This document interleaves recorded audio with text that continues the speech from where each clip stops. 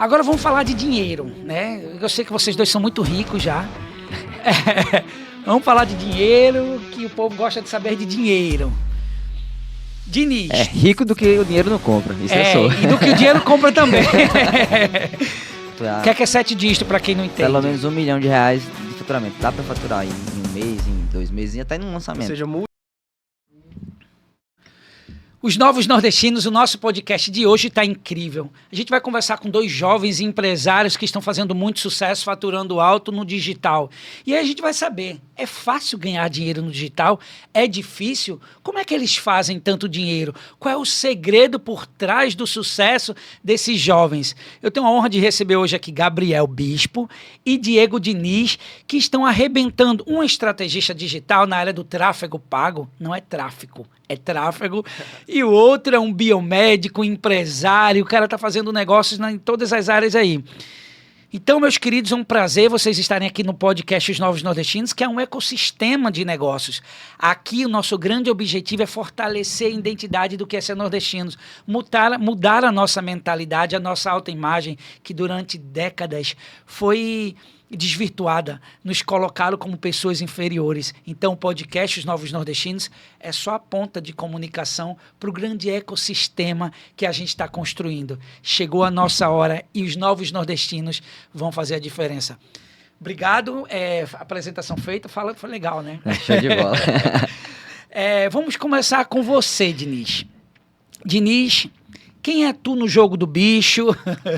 Tu é paraibano, que eu já sei, mas assim, quem é você? Sou paraibano, nascido em João Pessoa e criado em João Pessoa também. Eu até falo o seguinte, hoje eu falo nas câmeras, produzo conteúdo e tudo mais, mas um certo tempo na vida eu tinha muita vergonha de falar de qualquer coisa do tipo, sabe? Tanto é que eu passei a vida toda, e aí entrando no conceito, eu vou falar essa parte do Novo Nordestinos que eu achei muito interessante. Passei a vida toda estudando num colégio só, porque eu tinha vergonha de mudar e se conectar e conversar com outras pessoas, sabe? E aí eu escolhi biomedicina, inclusive, porque tinha uma amiga que ia fazer a faculdade junto e eu já conhecia as pessoas. Então, na época, eu entrei na saúde, assim, meio que não foi uma escolha intencional. Mas ali dentro eu me apaixonei pela área de saúde, terminei a graduação em biomedicina, mas eu queria algo dinâmico. E aí eu comecei na verdade, eu ensinava urgência e emergência, rodei o Brasil todo ensinando emergência, né? Comecei a dar aula na Paraíba de emergência, treinando SAMU e tudo mais. Passei para medicina na Santa Maria, em Cajazeiras, estudei medicina também nesse meio tempo. E aí, quando eu volto de então, medicina... Pera lá, a tua primeira formação foi biomedicina. Biomedicina. Tá, aí depois tu fez medicina. Terminei biomedicina, e aí eu já estava, enfim, comecei a dar aula, fui trabalhando essa questão de comunicação durante a graduação. E aí, quando terminou, apareceu a oportunidade, obviamente estudei, passei para medicina de Santa Maria. Mas nessa época tu já tinha ideia de ser empreendedor, de fazer grana? Nada. Eu dava uma aula ali, enfim, contratado por outra pessoa, mas eu estava começando a desenvolver essa habilidade de ensinar as pessoas, sabe? Quando eu entrei em medicina, teve um ajuste no negócio do FIES, eu não consegui, não tinha recurso para poder fazer, e aí eu voltei.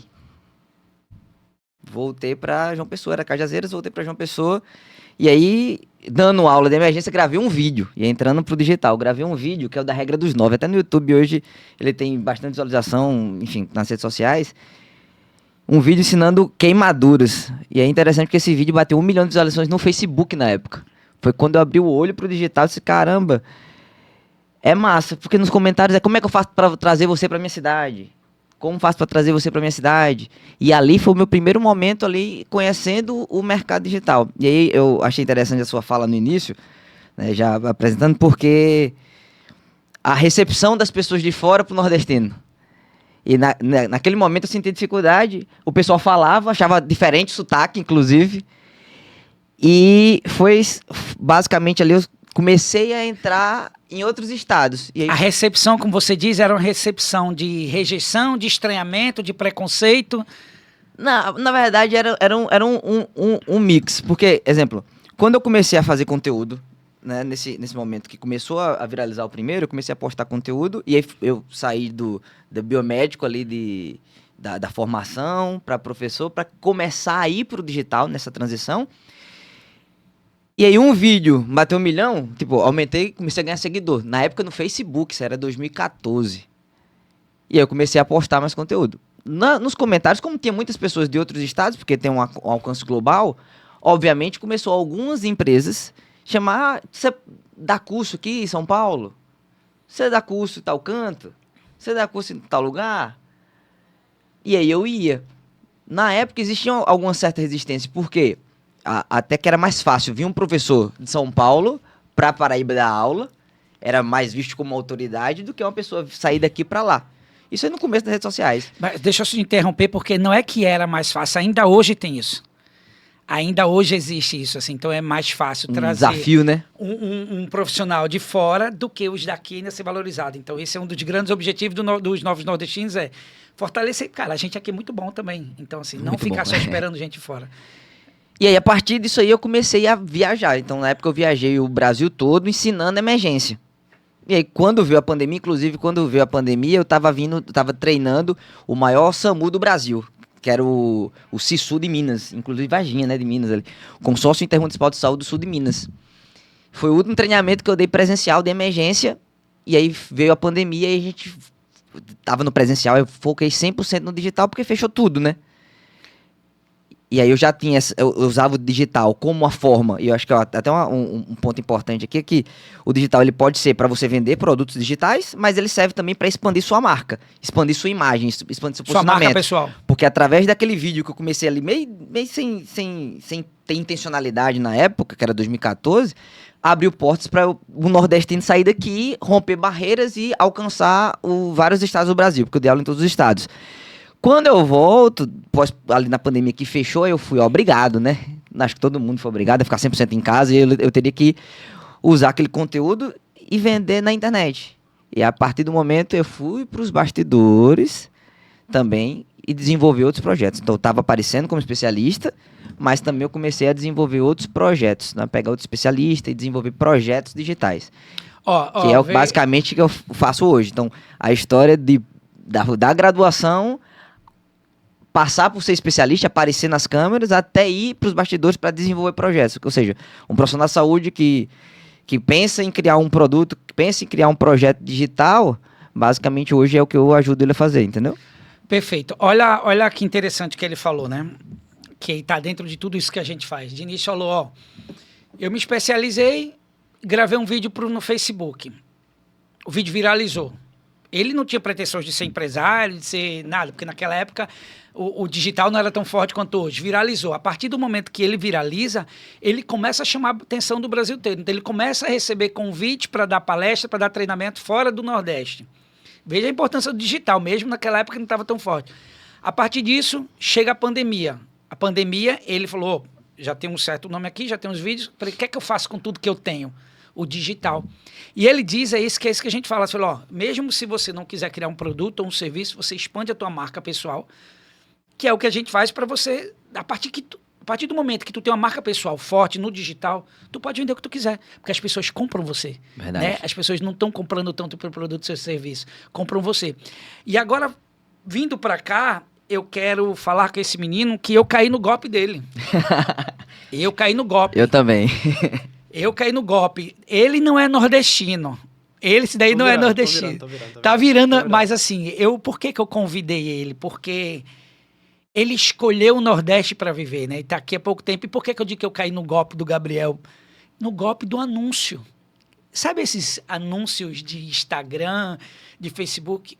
É a especialidade dele, foi nesse que eu caí, então foi de início também caiu. Então ele chegou e já tá fazendo todo mundo cair aqui na conversa dele no digital. Gabriel Bispo, quem é tu no jogo do bicho? Boa. Cara, primeiramente um mega prazer falar aqui com você. Meu nome é Gabriel Bispo, eu tenho 24 anos de idade, mas apesar da minha idade, tô completando esse ano 10 anos de empreendedorismo. Então comecei muito jovem. Eu sou natural de Belo Horizonte, Minas Gerais, e me mudei para cá em torno de 3, 4 meses. Estou gostando muito da cidade. A primeira coisa que eu falei foi que o meu principal intuito vindo para cá foi mais qualidade de vida, mas, ao mesmo tempo, eu me vi muito abraçado pelos nordestinos. E isso é algo que eu até digo que tem essa familiaridade do mineiro com o nordestino, porque são duas dois ambientes diferentes, mas que ao mesmo tempo conversam muito. Todas as vezes que eu viajava... Acolhedor, né? Sim, todas as vezes que eu viajava para São Paulo, Rio de Janeiro, cara, você dava bom dia, o pessoal nem respondia. E já quando eu venho para cá, eu fui muito bem recebido. Então, mas falando um pouquinho mais sobre a minha trajetória, aos meus 15 anos, eu acredito que eu me via talvez como uma despesa dentro de casa. E daí eu decidi conseguir ali buscar a minha primeira fonte de renda. Eu queria comprar minhas coisas, queria começar a conquistar meus sonhos, meus objetivos, né?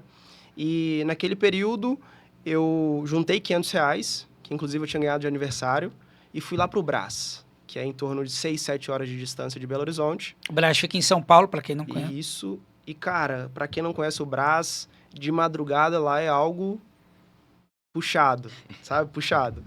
E, assim, mantive essa rotina de idas ao Brás até meus 19, 20 anos. Com isso, eu tive uma empresa lá em Belo Horizonte, criei uma loja lá, a gente já estava vendendo para todo o país. E nesse momento... Loja de quê? Loja de roupas masculinas. Acessórios, etc. E nesse momento de estruturação da empresa, eu vi uma oportunidade de melhorar o marketing da empresa. Daí eu comecei a estudar essa área que eu estou hoje, que é a área de tráfego pago. Então, com aquele ponto ali de alavanca que eu tive com meus 15 anos de idade, foi o que de fato me trouxe para essa área de atuação que eu estou hoje, que são os anúncios online. Vamos lá. Com 15 anos, tu decide ir para São Paulo para empreender. Porque tu não era rico, tu tinha grana? Ou teus pais... Porque tu queria... Por que tu decidiu fazer grana, assim? Cara, porque eu queria ter minhas coisas, assim. Não era por necessidade ou algo do tipo, sabe? Graças a Deus, tive tudo na minha infância, assim. Não, obviamente não tudo, mas nunca me faltou nada. Mas eu queria ter ali. Eu lembro que eu levava para a escola para vender as roupas, enfim. Sabe o que é engraçado? Porque o perfil é muito parecido. Assim, de grandes empreendedores, não todos, mas o perfil é muito parecido. Essa coisa começa novo, porque quer... Quando não é pela necessidade de que não tem as coisas em casa, acho que não foi o teu caso, mas essa vontade já começa muito cedo a vender as coisas na escola, ou vender a coisa muito cedo para poder ter a sua independência financeira, né? É um perfil muito parecido de pessoas prósperas. Mas aí tá, aí tu fez dos 15 aos 19, focou em roupa masculina. Isso. Aí 19 anos começou a entender a força do digital. Isso, e daí eu consegui minha primeira cliente, eu lembro que era uma massoterapeuta. Eu fazia os anúncios dela e eu que recebia a massagem para gravar o anúncio dela. E assim foi. Consegui meu primeiro cliente, meu segundo cliente, até que eu consegui um grande especialista. Daí foi evoluindo e tomando uma proporção que talvez até no primeiro momento eu não acreditava que tomaria. Hoje Quando tu começou, tu focou no tráfego pago, porque eu deixei a loja de mão. Deixou a loja de mão. Isso é importante. Eu tive que dar esse tiro no escuro. Por quê? Porque eu já tinha uma carteira de clientes ali. No primeiro momento é aquilo. Todo mundo me falou que eu estava louco. Porque ninguém sabia o que era tráfego pago. Já faturava bem com a loja ou não? Sim. Já estava faturando bem, só que ao mesmo tempo eu já tinha um caixa e falei, poxa, eu vejo uma oportunidade aqui maior, eu preciso confiar na minha intuição. E eu fui 100% pela intuição ali e por acreditar também que essa área ia evoluir e evoluiu, entendeu? Hoje a gente atende alguns dos maiores nomes do mercado digital e estamos alavancando alguns grandes projetos. Você vê, né, as características de quem faz negócio e quem empreende, é isso. Ele estava com 19 anos, estava faturando bem no digital com a loja de roupa, estava ali na zona de conforto e viu o tráfego pago. Percebeu ali, ele estava intuição, mas ele viu que o tráfego pago era um grande negócio que estava vindo aí no mercado digital. E aí ele larga a zona de conforto, que já estava dando uma grana, deixou de lado para focar em vender as pessoas através como um especialista em tráfego pago. E dentro desse universo digital, por que o tráfego pago? Porque tu poderia escolher design, poderia escolher outras áreas que tem. E tráfego pago, cara, por quê? Eu costumo dizer que tráfego pago é o único ambiente ali que você aprende investindo com o dinheiro do cliente. Então, no primeiro momento, eu não tinha tanta experiência, então eu cobrei muito pouco daquela primeira cliente. E ali eu fui aprendendo e evoluindo com as estratégias que eu colocava o investimento em anúncios do próprio cliente. Isso é o que acontece na maior parte dos casos. Depois que você evolui, tanto que hoje eu tenho até uma comunicação com ela muito boa. Ela me mandou até mensagem esses dias falando que ela tinha batido 10, 15 mil seguidores, se eu não me engano, e me agradecendo por a gente ter dado aquele start. Quando a gente pegou o Instagram dela, ela tinha 242 seguidores. Então, cara, é mais sobre isso, sabe? Tráfego pago, até mesmo o Diego estava falando um pouquinho dessa parte da audiência. Uma das formas de construir audiência é através do tráfego pago. Existe o tráfego orgânico, que é postar na internet, postar conteúdos, e existe o tráfego pago, que é pagar para aparecer para a pessoa certa.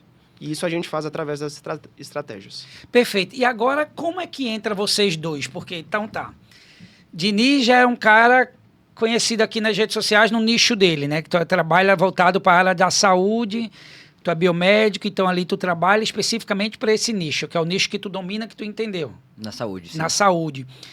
E aí, onde é que entra essa sociedade de vocês? Porque ele acabou de chegar, que deu golpe na gente do anúncio, né? Todo mundo foi conquistando o povo, mineirinho, com jeito safado, conversador. Aí vocês viram a possibilidade de se juntar. Como é que se junta aí? Como é que tá iniciando essa sociedade? Eu entendo o seguinte, eu sou especialista, apareço nas redes sociais, né? O expert na rede social é aquele que aparece, enfim, que constrói um produto e vende aquele produto, certo? E eu cuido de outros projetos na área de saúde.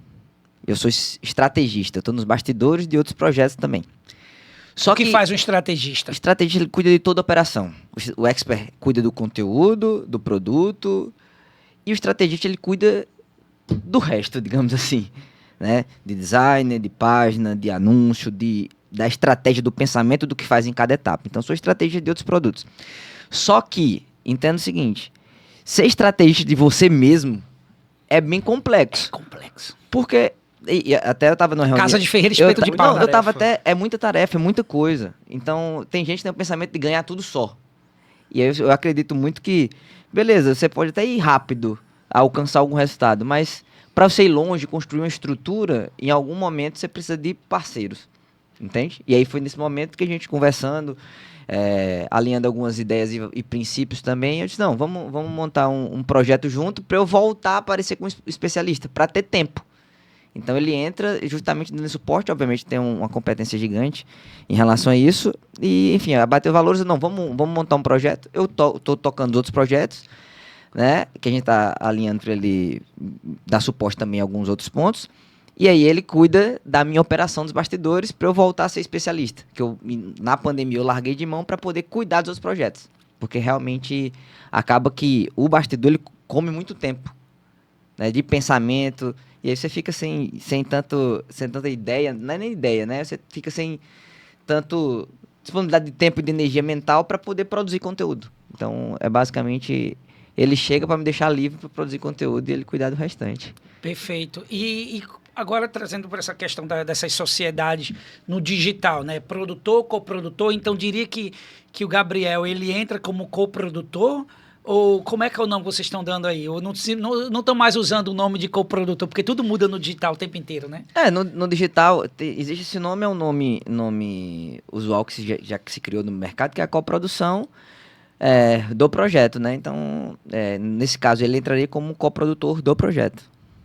E nessas sociedades assim, é muito interessante o digital, porque, assim, por exemplo, no mundo físico, no mundo dos negócios, você vai abrir uma empresa, então a gente vai fazer uma sociedade, então ali a gente faz um contrato O alarme de Gabriel tá acordando agora, hein, Gabriel? Tá fácil não. A gente faz uma... Ao vivo assim, não ao vivo não, mas como se fosse... a gente vai abrir uma empresa física, então a gente faz um contrato, uma sociedade de 1 ano, 2 anos, 3 anos, vai investir em equipamentos, no escritório, etc. No digital não tem nada disso, aqui é infoproduto, né? Sim. Então existe contratos por produção, né, por projeto. Eu estou falando isso para a gente mostrar as diferenças de sociedade dos negócios, físico para o digital, né? Uhum. E então vocês fazem uma negociação ali para, sei lá, 1 ano de projeto, vai por lançamento, como é que funciona para as pessoas de casa entenderem? Cara, depende muito do modelo da proposta e do modelo também da parceria. Mas o nosso modelo não tem um prazo específico, mas na maior parte das parcerias tem um prazo mínimo ali de negociação para o andamento do projeto. E no digital também pode evoluir de acordo com o período, sabe? Você pode começar numa coprodução, porque eu acho que isso flexibiliza bem no digital, né? Você pode começar com uma coprodução que não tem um vínculo de CNPJ inicialmente, mas obviamente esse modelo validando e criando uma estrutura, esse projeto criando um corpo, de repente cabe um contrato ali de CNPJ, uma sociedade de fato e de direito, entendeu? Então, isso varia muito. Eu acho que o digital ele tem esse benefício, né? Essa vantagem de você conseguir começar fazendo e construindo o projeto, um ativo ali para depois e criando um corpo. É diferente de outros modelos de negócio, cara, vamos investir tudo junto, até porque o valor de entrada não precisa ser absurdo, não precisa alugar um prédio, montar uma loja, comprar produto, estruturar tudo com alto capital para ver se vai performar ou, obviamente, fazer todo o planejamento para performar, enfim. No digital a gente faz todo o planejamento, tudo mais com um budget menor, com um valor inicial de investimento menor. Porque o investimento no digital é mais na parte dos anúncios, né? Porque o resto é capital intelectual. Então, quando não precisa, de fato, sei lá, vai pegar uma estrutura de um time, por exemplo. Uma estrutura de um time, né? Ou então, por exemplo, o expert também. Tá lá, vamos botar aqui no lugar do expert. Precisa fazer um trabalho de branding. Então, o cara vai fazer um trabalho de comunicação, vai investir num fotógrafo, numa roupa, né? Aí esse é um investimento que o expert vai fazer, que também não dá para se comparar com o negócio físico. Aí depois o investimento vem nos anúncios, né? E na equipe, se for. Então, quando tem um equipe, né? O cara que é o tráfego, o cara que sabe fazer design, que sabe fazer tudo, com essas estruturas menores para quem está iniciando, né? Mas para quem já tem uma estrutura maior. Aí, no caso, a tua agência Digital Plus, ela também faz essa parte de... Tem designs, tem social media, tem tudo completo ou só focado em tráfego pago? Também tem, só que dando um passo antes aí, é uma complexidade maior quando a gente está falando de bastidor. Porque, por exemplo, tem disparo de API. O que é esse disparo de API? É enviar mensagem individual no WhatsApp. Tem envio de e-mail. Então, tem ligação. A gente faz ligação para as pessoas automatizada. Que daí é a voz do especialista e as pessoas ainda recebem ligação? Recebe. Então, muitas vezes, o investimento não é só em tráfego pago. É todas as formas possíveis para lembrar aquela lead, aquele contato, de comparecer no nosso evento. Já falando da estrutura da agência hoje, a gente tem um portfólio de profissionais, sim, e tem 3 operações na realidade. Tem as operações que eu tenho essas sociedades, que é, por exemplo, com o Diego de coprodução. A gente tem a estrutura de tráfego para infoprodutos e a gente tem a estrutura de tráfego para negócios locais, que são pequenas empresas. Então, é um portfólio de 3 operações hoje também no meu business. Então, por exemplo, uma pessoa que está tá assistindo aqui, ela pensa em se lançar como expert, ela tem um conhecimento, quer lançar um produto. Quanto vocês diriam que dá para começar? Então, assim, quanto em média, um ticket médio para uma pessoa fazer um lançamento de um produto dela? Cara, é uma pergunta complexa. E daí eu vou explicar o motivo. Quando a gente está falando de produtos digitais, a gente precisa de esteira de produtos. Como assim, Gabriel? A gente precisa de um produto, por exemplo, low ticket, que é um produto inicial, para essa pessoa conhecer o seu produto, onde você entrega, e daí o produto low ticket, especificando, é de 50 a 90 reais. Você cria esse produto low ticket e entrega para essa pessoa. A sua entrega precisa ser muito boa nesse produto low ticket. Por quê? Porque precisa gerar a sensação de, se eu paguei 50 reais nesse produto, imagina o produto principal dessa pessoa. E daí tem os outros tipos de produtos que colocam... Mas eu até diria o seguinte, dá para começar com 0, mas vai depender da pessoa. Por exemplo, tem gente que nunca lançou um produto, mas ela construiu audiência, que a gente estava conversando há pouco. Ela construiu audiência, ela já produz conteúdo, ela já tem uma visibilidade nas redes sociais ali com um determinado volume de seguidores ali que está engajado com o perfil dela. E aí ela cria um produto rápido, fácil, de um ticket menor para esse público. Então, ela não já construiu audiência? Ela não já tem visibilidade? Ela vai lá, obviamente, com a estratégia adequada e com um produto de acordo daquele público, e aí ela vende para aquele público. Digamos que ela fez R$2.000, R$3.000. Ou seja, ela já começou o negócio com R$3.000. Aí agora ela é só fazer o quê? Montinho, montão. Ela pega esses R$3.000, reinveste ali talvez em tráfego, vai depender da estratégia, para trazer mais pessoas para esse produto. Ou seja, fiz R$3.000. Crio uma página, o produto de repente validou, vou botar anúncio para aquilo. Eu multiplico 3 por 6, 6 por... Enfim, vou multiplicando, aí eu tenho um capital maior. Eu investi quanto? Nada, porque eu já tinha audiência. E agora eu estou criando um orçamento para criar um projeto maior de, sei lá, múltiplos 6 dígitos, 100 mil, 200 mil, 300 mil. Então dá para começar. Ou você tem tempo, ou você tem dinheiro. Ou você vai botar dinheiro para testar, ou você vai ter tempo de produzir conteúdo e criar sua audiência. E eu vou fazer uma provocação, ainda um pouco antes disso, eu concordo com o que tu tá falando, Diniz, mas eu vou fazer uma provocação que eu acho que é o norte de tudo. Que é o que eu vejo, tanto no físico como no digital, que é o norte de tudo. Começa na clareza mental, não sei se vocês vão concordar. Diniz falou assim, você pode começar com 0, eu tenho uma audiência, que muita gente tem audiência. mas ela não tem clareza mental do que ela vai vender, de como ela vai vender, do que ela vai vender, né? Então, assim, você pode ter uma audiência boa, as pessoas já engajam ali.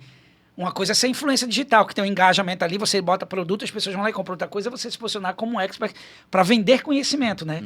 E aí você sozinho... Eu, por exemplo, eu sou desse mercado também há um tempo e eu confesso que para mim eu sozinho ainda patino. Então eu preciso de um profissional, né, que te analise por fora, que traga clareza mental, que te dê um direcionamento. E aí vai dentro do que tu falou. Aí a pessoa vai dizer, ó, tu tem essa audiência aqui, beleza, tu não tem grana, mas tem essa audiência, né? Então como é que a gente pode criar esse produto? Como é que tu vai se posicionar? Como é que tu A base vai ser sempre o conhecimento. É tudo conhecimento. E a clareza mental de me posicionar para vender aquilo, né? Agora vamos falar de dinheiro, né? Eu sei que vocês dois são muito ricos já. Vamos falar de dinheiro, que o povo gosta de saber de dinheiro.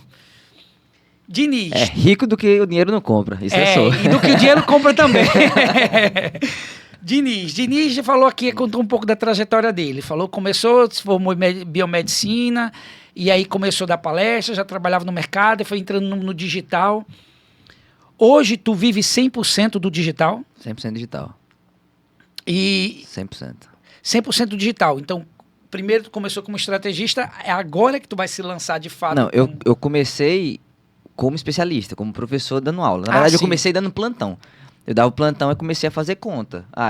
Aqui eu, sei lá, não lembro o valor na época, 100 e pouco, enfim. R$150 é um plantão. Para eu poder fazer 10 mil, eu tenho que dar muito plantão. Na época, eu disse, não vai dar certo. Aí eu vou para a aula, em presencial. Porque agora eu consigo botar R$150 por pessoa em uma sala e eu consigo botar 10... Isso foi meu pensamento na época.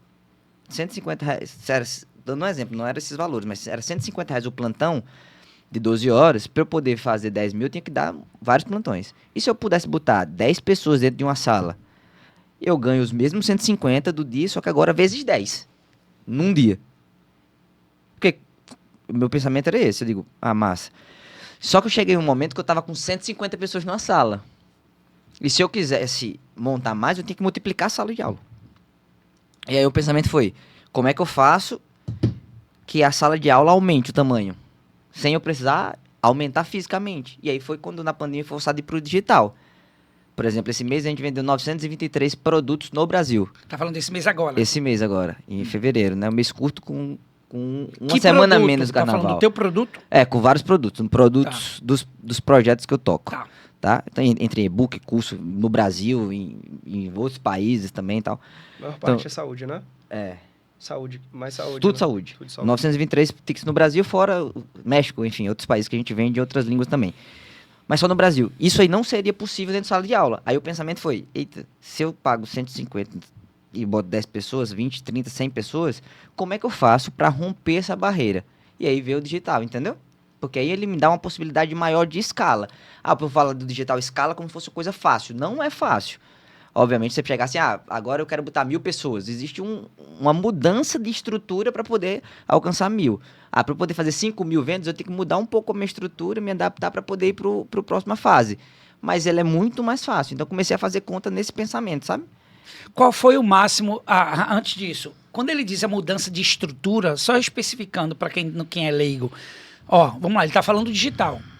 Então, ele falou assim, para mudar para 1000, para 5.000, tem que mudar a estrutura. O que estrutura é essa, você diz especificamente? Entenda, uma coisa é eu ter 20 clientes, outra coisa é eu ter 1000 clientes. Entende? Tem gente que não se preocupa em dar suporte. É mais complexidade. Mais complexidade base, né? De tocar a operação. Porque agora, exemplo, no ano passado a gente teve 20.000 clientes, 2025. Eu tenho que ter suporte para atender 20.000 pessoas.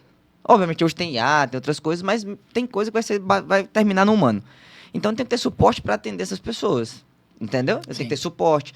Obviamente, para poder vender mais, eu tenho que estruturar a página, eu tenho que fazer mais testes. Talvez ter uma equipe maior. Vai ter que ter uma equipe, em algum momento, uma equipe maior. Mas eu tenho que testar mais páginas. Por exemplo, não é só botar uma página, eu preciso botar 1, 2, 3. Se eu quero escalar, eu vou ter que testar mais, eu tenho que fazer mais anúncio.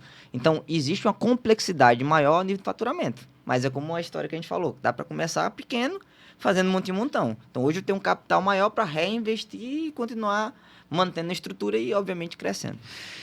Hoje, em termos de faturamento, assim, qual não sei se você... Vou pedir para vocês abrirem a conta aqui de vocês. Não, mas eu quero assim, qual é o máximo de dinheiro, de faturamento que tu já teve no digital? Não vou perguntar hoje quanto é que tu tem na tua conta, mas assim, pô, pra galera que tá em casa, que gosta de saber dinheiro, quanto eu já faturei? Em um lançamento, no último... O máximo, assim, que pra galera ficar sabendo que é possível. Dá pra Tem uns faturar... 7 apartamentos já, pô. Não, dá pra faturar alguns 7 dígitos, assim, dá pra faturar... O que é 7 dígitos, pra quem não entende? Pelo menos R$1 milhão de faturamento. Dá pra faturar em um mês, em 2 meses, e até num Ou lançamento. seja, múltiplos é mais, Dá pra faturar. Obviamente que existe a complexidade para isso. Por exemplo, eu gosto mais de falar de ações, porque obviamente tem gente que se encanta com o valor e quando entra acaba se frustrando porque não necessariamente é aquilo. E tem muita gente que vende aquela promessa mais agressiva como se fosse fácil. Entende? Então assim, dá para faturar múltiplos dígitos. Muito. Mas, obviamente, eu até falo o seguinte, o que importa no final das contas é o quanto sobra. Porque eu posso fazer 1 milhão... Faturamento é diferente de lucro. Eu posso fazer 1 milhão investindo 900 e enfim, não vai ser tão bom. Entende? Então, eu prefiro pontuar por ações que dá para fazer. Ações que geram, sei lá, R$100 mil investindo 5, 15 mil. Dá para fazer ações que você investe um pouco mais para captar novos clientes nessa estratégia que o Gabriel falou de um produto de entrada bom, que é o que a gente chama de low ticket. Então, eu posso vender produtos pequenos em um volume maior, e aí o Gabriel é muito bom nisso, para daí fazer ascensão para ele comprar outros produtos, eu tendo mais margem. Então, muita gente entra com essa ideia de, vou fazer muito dinheiro. Dá para fazer, mas vai com calma. Calma, né? Ó, vem que interessante. O case do Diniz. A gente está cada vez mais num mundo onde o nicho, a especialidade é o que mais conta, né? Então, Diniz estudou biomedicina, focou na área dele. Então, ele pegou a expertise dele, o conhecimento dele, tá fazendo negócio ali, ó.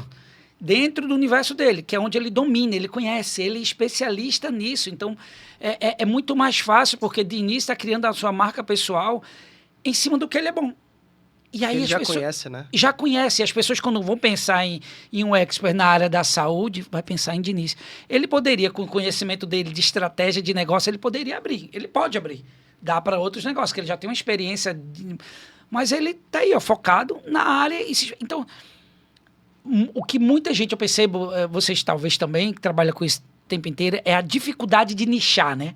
A dificuldade de você nichar, de se tornar... Eu mesmo tive essa dificuldade, porque eu tenho um pouco de conhecimento, eu tenho conhecimento em comportamento humano, tenho resultado, tenho conhecimento em comunicação, tenho conhecimento em mentoria, ajudar a organizar a cabeça. E eu ficava, caramba, para onde é que eu vou? Mas se eu for para cá, eu vou deixar isso aqui. A gente fica nessa, né? Se eu for focar nisso aqui, e depois que eu entendi, e você organiza a cabeça e dá clareza mental para focar, e entender que dá para botar teus conhecimentos embaixo de um guarda-chuva, né? Então, o que é que eu estou dizendo tudo isso? Nichar, ser especialista, nesse caso, é muito mais vantagem do que você ser um generalista, né? É melhor Faz você sentido? fazer assim, uma coisa muito boa do que fazer várias mais ou menos, né? Várias mais ou e menos. uma coisa que eu sempre falo é que, principalmente para quem trabalha por horas trabalhadas, né? Então, por exemplo, se você trabalha com biomedicina, enfim, horas trabalhadas no geral. Você precisa vender o seu horário e para você escalar, você precisa de mais horas trabalhadas ali. A única forma de você escalar é através do digital. A única forma. Única forma. Não tem outra opção de escala a nível de vender para, por exemplo, a gente investe em tráfego pago mais de R$200 mil por dia. Ao todo, a gente já investiu mais de 100 milhões. De faturamento para os nossos clientes, a gente já gerou mais de 90 milhões. Então, são números muito expressivos que para fazer isso, por exemplo, num consultório, não vai dar para fazer. Não dá. Então, mas isso aí não precisa a pessoa deixar o consultório, né?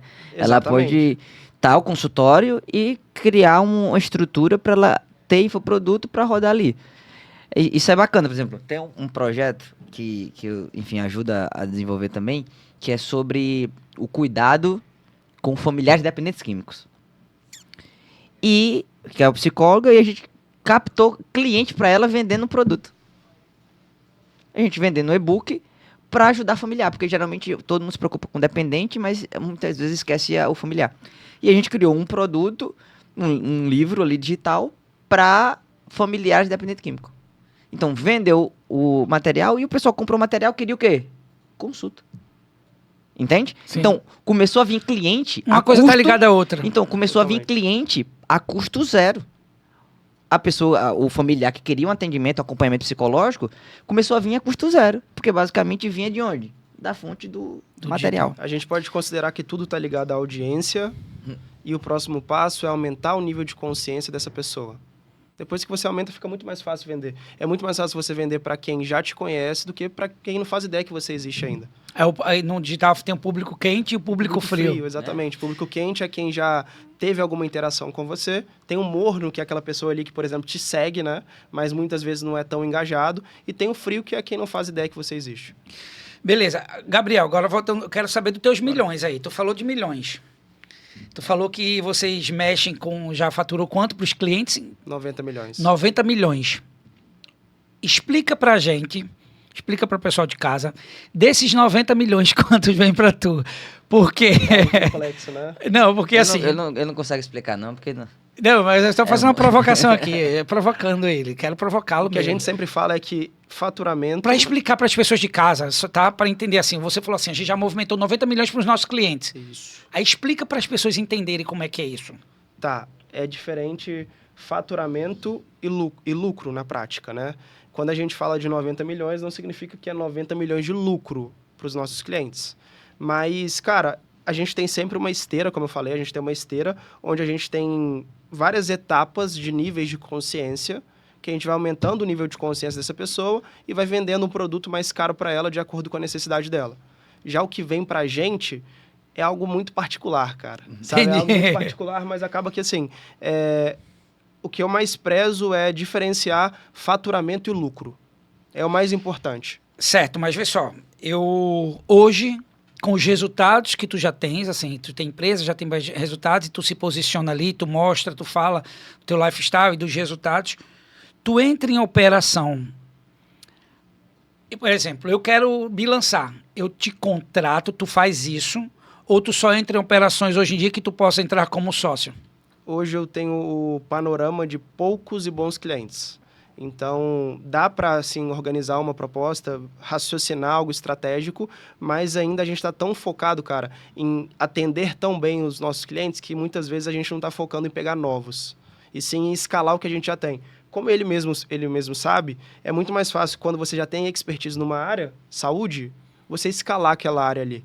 Então, hoje a gente atende mais a galera de saúde e também de direito. Certo. E o máximo... Eu perguntei ali, Diniz deu uma patinada, não sei o quê, e falou, também. e tu também tá aqui falando. Eu quero saber o seguinte, qual é o máximo de, até hoje, quanto de um projeto, não precisa falar de tudo, Tá. mas assim, de um projeto que entrou líquido na tua conta, assim, o máximo de valor, pum. Tu olhou assim, putz, velho, o menino que saiu lá com 15 anos, Cara, eu acho que foi vendia na Black do ano passado, foi mais de 400 mil. 400 mil Sim, líquido na tua sim, conta. Isso daí em menos de 24 horas. Uma Bem. abertura de carrinho. Qual é a sensação quando entra assim uma grana, pum? Êxtase, né? É bom. É bom, né? É bom, né? E aí você É pensa êxtase. assim, cara, tenho 24 Passa um anos. filme na cabeça, pra ser sincero, sabe? Porque ao mesmo tempo que são 9 anos de empreendedorismo, dá a sensação que é tudo um pouco recente ainda.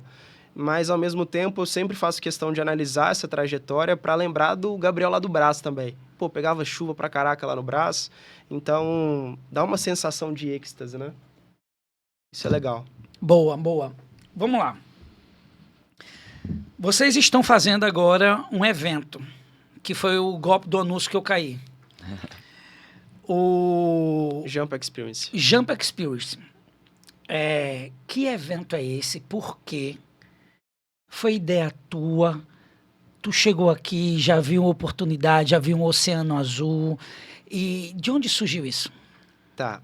Cara, eu vim aqui totalmente com o intuito de qualidade de vida.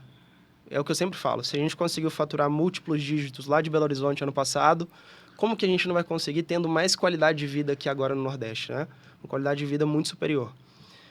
E a ideia principal do evento é ensinar as pessoas a criar o primeiro produto digital delas em um dia imersivo com a gente. Vai acontecer no Hotel Manaíra, vai ter outras edições possivelmente ao decorrer do ano, mas o intuito principal é, por exemplo, falar com essa empresária que depende de horas trabalhadas, uma maneira prática dela faturar mais com o seu primeiro produto digital. Esse é o intuito principal do evento. E de onde surgiu isso? Por quê? Cara, eu vi a necessidade, assim, talvez uma necessidade mesmo, quando a gente estava analisando toda, acho que a evolução de João Pessoa em si, né? Tá evoluindo muito e, ao mesmo tempo, quando a gente olha algumas particularidades, um exemplo, o atendimento. Eu acho que o atendimento daqui, em algumas situações, peca um pouco. Eu já tinha ouvido falar isso de outras pessoas também. Então, mostrar para essas pessoas também na prática como que elas podem ter mais resultado através do digital. Essa questão que ele tocou no atendimento é uma verdade, assim. Eu sou nordestino, não sou paraibano, mas eu sou pernambucano, sou do interior. E eu morei em Rio de Janeiro, Estados Unidos, Lisboa. Quando eu volto de Lisboa para cá, depois da pandemia, eu venho de Lisboa para cá depois da pandemia, e com as vivências que eu tive no Rio de Janeiro, 13 anos e muita coisa que eu vivi, a gente começa meio que ter um choque com essa questão do atendimento. Todos os meus amigos que são de fora, que estão aqui, a gente sempre fala a mesma coisa do atendimento. Que não é uma especialidade de João Pessoa. Não é uma especialidade da cidade de João Pessoa. De uma forma geral, assim, eu não vou dizer do Nordeste, porque eu não conheço muito, mas assim, falando de atendimento, a gente sabe que São Paulo é uma grande referência, né? De bom atendimento, São Paulo. Rio de Janeiro, eu morei lá 13 anos. Também... bom? Depende também. Depende da área e do setor. Rio de Janeiro, você vê Rio de Janeiro. São Paulo, todo mundo só fala bem de São Paulo em termos de atendimento. Eu não falo qualidade de vida, né? Mas Nordeste tem essa coisa vou dizer Nordeste, essa coisa ainda da dificuldade do bom atendimento. Ao mesmo tempo que a gente é um povo muito acolhedor, né? Um povo muito sorridente, acolhedor, a gente tem essa dificuldade com atendimento. Como é que tu olha isso, Diniz? Tu que é um cara daqui, da Paraíba, nascido, criado, como é que tu vê essa questão do atendimento aqui? Então, eu digo o seguinte, não é geral, obviamente, que nada a gente pode generalizar, então tem lugares de bons atendimentos também, sim. Tem lugares que tem um atendimento mais ou menos e tem lugares que é ruim de verdade. Então, eu acredito que é muito, primeiro, profissionalização da mão de obra, sabe? É muito comum entrar para atuar numa área uma pessoa que não necessariamente é da área. Eu vou pegar uma pessoa que não necessariamente é um garçom treinado para atender um determinado nível, eu coloco lá.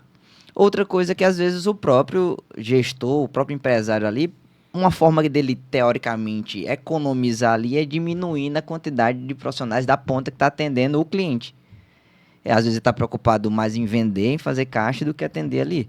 E aí baixa a qualidade, é natural também. Até eu fui para um restaurante, agora tinha tipo 3 pessoas atendendo, um volume grande de pessoas. E naturalmente você vai esperar mais, enfim, em algum momento a pessoa vai esquecer. Outro ponto também é a digitalização do atendimento. Porque muitas vezes tem até lugar que o pessoal ainda está na folhinha anotando. Um lugar que é referência nisso é o Mangai. Lá Entende? é tudo digitalizado. Eu fui lá esses dias, muito bom. Pronto. Mas todos acompanham isso, entende? Então, tem lugares que o atendimento é muito bom, mas tem outros lugares que o atendimento ele deixa a desejar. E na com a minha evolução percepção, tecnológica? eu acho que na percepção é muito isso, é a profissionalização dessa mão de obra ali para entrar, realmente, da própria empresa se preocupar em treinar essa pessoa que vai atender e também de manter as pessoas. E eu acredito que não só na Paraíba, mas em vários lugares do país, tá tendo uma dificuldade real de manter mão de obra, ou de ter mão de obra qualificada e manter ela ali, né? Por conta, enfim, de várias questões. Agora, devido à evolução tecnológica, não está caro você fazer um bom atendimento. Porque antes precisava, sei lá, antes na época era o Sebrae, né? Tinha que contratar o Sebrae, um consultor, que ainda fazem isso, né? Para ir lá dar um treinamento presencial para a equipe fazer um bom atendimento. Hoje em dia tem isso também, mas você pode fazer um atendimento digital, mas mesmo quando é um atendimento humanizado usando o digital, não precisa ser um investimento muito alto para o empresário. Eu acho que tudo volta para o mesmo caminho, a mentalidade, né? De Também, entender com que certeza. Aquilo ali é importante. Então, a recepcionista da minha clínica, ela está me vendendo, né? Eu entender a importância de preparar a recepcionista dali, o atendente, para ela representar bem e vender ali. Então, eu acho que tudo volta mais para a questão da mentalidade. Hoje em dia, com a evolução tecnológica, não é mais grande investimento financeiro, porque quem está começando pode. E conhecimento também, né? Por exemplo, pra gente que é do digital, falar de inteligência artificial é muito do cotidiano. A gente escuta, a gente vê anúncio disso todo dia, a gente vê isso todo dia.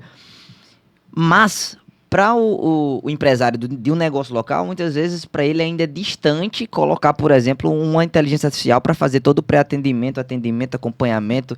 Entende? Para a gente é natural, é normal. A gente usa IA para tudo, para campanha, para anúncio, para tudo, né? Mas o empresário local, às vezes, ainda não chegou essa informação da possibilidade, por exemplo, dele ter 10 pessoas no atendimento, ali no WhatsApp, em computador e tudo mais, e poder colocar um IA que vai fazer o trabalho não dos 10, mas de pelo menos 8, 24 horas, 7 dias por semana, e ele ter 2 pessoas de suporte ali cuidando do que a IA, por exemplo, a princípio não consegue responder ou se precisar de um atendimento mais humanizado. Mas... E eu ainda vou fazer mais uma provocação em cima disso, concordo, eu ainda vou fazer mais uma provocação em cima no sentido de, tá, beleza, o cara não precisa botar um IA. Beleza? Mas ele precisa entender e evoluir, que precisa treinar a pessoa que não vai atender no WhatsApp. Pronto, só isso. Porque eu não estou falando muito por exemplo, eu fui a clínicas grandes aqui em João Pessoa, que eu vou fazer, clico lá para entender. Então, assim, vários prestadores de serviço, então vamos lá. Oi, bom dia. Bom dia.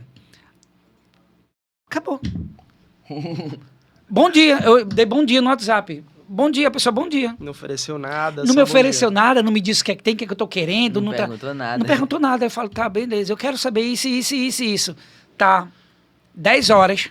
É como se a pessoa estivesse fazendo um favor para você. É como se estivesse fazendo né? um favor. E aí, isso vem de onde? Vem problema de gestão. Tudo bem que o empresário ele tá ali ocupado em fazer dinheiro, não sei o quê, e pagar conta, etc. Mas isso vai fazer com que ele aumente as vendas. Então, tudo volta para a mentalidade. Porque se o cara... Porque hoje em dia a gente está na época da experiência. Todo mundo quer ser atendido rápido, todo mundo quer ter atenção rápida. Então, se eu tenho um negócio e eu não foco no atendimento no WhatsApp, que é onde todo mundo está buscando, eu não falo, cara, não precisa de dinheiro. Esse profissional vai ser do mercado. Mas esse profissional vai ser do mercado. Esse profissional que atende assim vai sair do mercado. Sim, mas até ele sair, o problema é do gestor. Porque o gestor ele pode então, mas até hoje, até para o gestor que está assistindo aí, é mais barato para ele, mais viável. O tempo que ele gasta treinando uma pessoa ruim, é melhor ele treinar uma IA. Que ele vai pagar talvez menos que um salário mínimo. E ela vai ter a capacidade de atender bem, se for uma IA boa e bem treinada, por mais de 10 colaboradores. Eu acho que talvez... Aí esse cara que é ruim, ele vai ser substituído. O cara que é bom, ele vai tem vaga para ele no mercado. Mas esse cara aí, por exemplo... Porque às vezes o problema é do gestor porque não tirou ele antes. Porque tem gente que vai ter treinamento, vai ter tudo. Você já viu isso também no mundo. Treinou, a pessoa não tem... Às vezes o perfil, por exemplo... Eu tenho outro projeto que é de... Ele trabalha com recrutamento, seleção, enfim, outra empresa que cuida dessa parte de gestão de recursos humanos, treinamento, enfim, equipe. Tem pessoas que são boas, mas estão na função errada. Sim. Entende? Então, às vezes o empresário ele não entende desse processo também. Tá? É bem, assim, complexo. Às vezes acho que é mais complicado, né? Às vezes acho que é algo complicado, mas não é tão complexo assim, cara. E estamos falando de otimização de tempo. Essa IA vai atender a pessoa 24 horas por dia. O benefício disso, cara, é algo surreal. Tudo volta para o mesmo lugar. Clareza mental e conhecimento. Porque se eu tenho clareza mental que eu preciso dedicar meu tempo para o meu negócio, que vai melhorar com atendimento, estou tendo clareza mental de que eu preciso focar nisso aqui, porque vai me trazer dinheiro. O empresário não quer dinheiro, não precisa ter lucro, faturamento. Então, isso aqui vai me dar dinheiro. Então, ainda não se ligou nisso. E conhecimento, vou buscar. Então, beleza, eu não tenho conhecimento, eu não entendo nada de tecnologia. Mas quem é que eu posso buscar e que vai me assessorar, que vai melhorar meu negócio? Ou seja, tudo volta para expandir a mente para buscar o conhecimento. Você não precisa ter. Eu mesmo sou um cara, mas eu sou tecnologicamente, eu sou uma semi-analfabeto, eu só sei o básico. Eu sou comunicador, sou estrategista, sou criativo, sou empreendedor, mas tecnologicamente só sei o básico. Eu entendo a dificuldade para esses senhores, mas eu vou buscar para quem eu vou buscar. Né? Então, enfim, estou trazendo essa discussão aqui, que é um processo cultural e é um processo de expansão de mentalidade. A mesma coisa eu vou trazer de novo para o teor, para o DNA do projeto dos Novos Nordestinos. durante muito tempo foi colocado que a gente é um povo que só serve para servir o pessoal do Sul e do Sudeste. É isso. Então, assim, isso vai ficando criando um peso, vai passando geração em geração. Então, a gente vai... Aqui tem empresários bilionários, tem grandes empreendedores, grandes empresários, gente faturando em todas as áreas. Mas esses empresários, eles não se sentem com permissão para se comunicar e trabalharem a marca pessoal deles e se comunicar no digital. Que é isso que eu entro. Por quê? Não, eu já faço um dinheiro... Aqui não preciso me expor, não, porque se eu for me expor, meus amigos vão dizer que eu sou blogueirinho, vai ficar aquela coisa, aquela corda de caranguejo, quando um sobe, o outro puxa. E aí, quando a gente vê os grandes caras do Sul e Sudeste, os grandes bilionários, a dona do Nubank, Cris Junqueira, Flávio Augusto, Cimede, os caras estão todos ali, domingo a domingo, criando conteúdo e criando posicionamento na sua marca digital. Aí a gente fala assim, beleza, tem empresário que não quer aparecer. Ok, tudo bem, não é que todo mundo tem que aparecer. Mas você vai perder para quem aparece. Você vai perder para quem aparece. E é esse o foco dos novos nordestinos. Dizer, velho, trabalha a tua comunicação, trabalha a tua marca pessoal, vamos comunicar, vamos mostrar pro Brasil o que é que a gente é bom. Porque no Sul e Sudeste a gente já sabe o que eles são. Agora, vamos mostrar que a gente aqui é bom?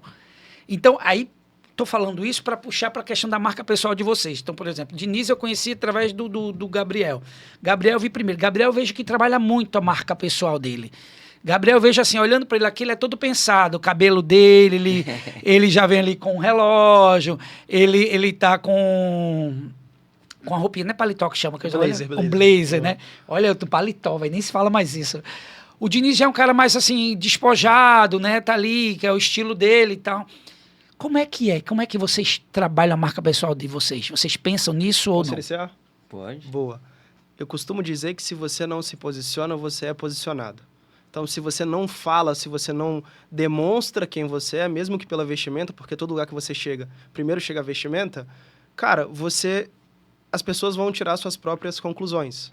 Então, o princípio do posicionamento, obviamente, meu posicionamento é muito diferente do Diego. E, obviamente, ele é um especialista. Eu preciso, talvez, transmitir uma autoridade maior dentro da minha área, porque é uma área de atuação do marketing. Então, tem algumas variáveis, né? Eu acredito o seguinte.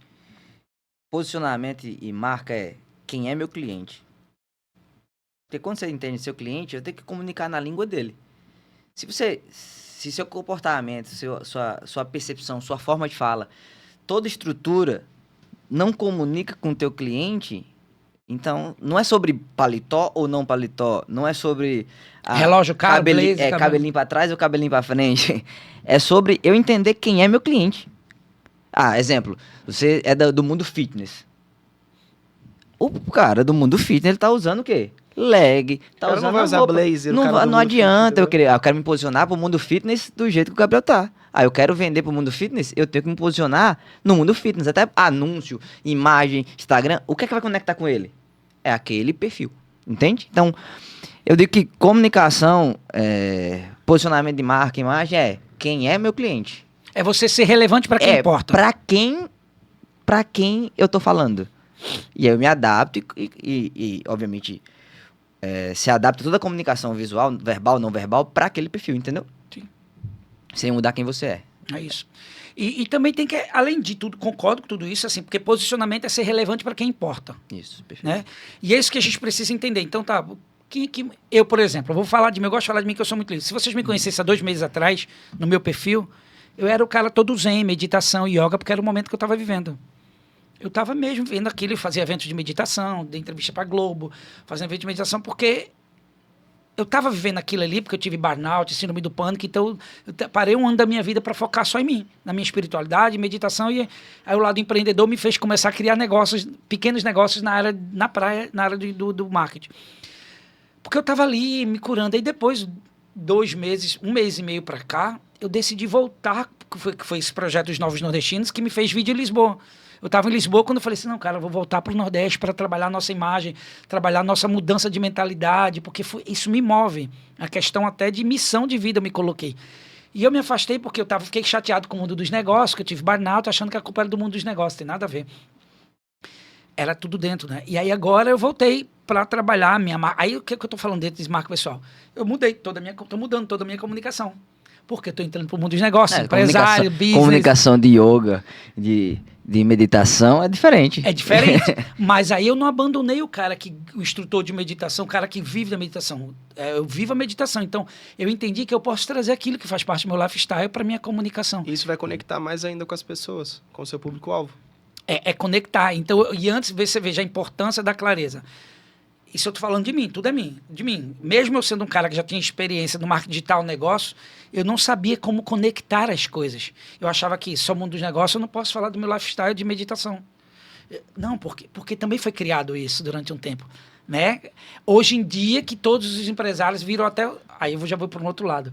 Falar de negócios, falar de Deus no mundo dos negócios também virou um business. Muitos empresários começaram a falar de Deus porque disse que dá ROI. Porque pegou um nicho cristão ali, então você fica falando de Deus. O que antes empresário não falava de Deus. O mundo dos negócios não falava de espiritualidade. Hoje em dia, os grandes empresários... Eu não estou dizendo que é ruim, que é bom. Tem uns que criam isso como um negócio, outros como lifestyle mesmo. Faz parte da espiritualidade dele. Então, é possível. Eu quero pedir para vocês agora as dicas finais. Eu ficaria horas conversando com vocês, falando de negócios. A gente vai ter oportunidades. Mas eu quero dizer para você o seguinte, é possível você criar o seu produto, se posicionar, trabalhar a tua marca pessoal, vender teu conhecimento no digital e fazer grana com isso. Quais são as dicas finais que vocês dão? Primeiro, para quem está assistindo, que quer entrar no digital, certo? E também depois as redes sociais, como as pessoas podem encontrar, falar do evento. Boa. Os mais velhos primeiro.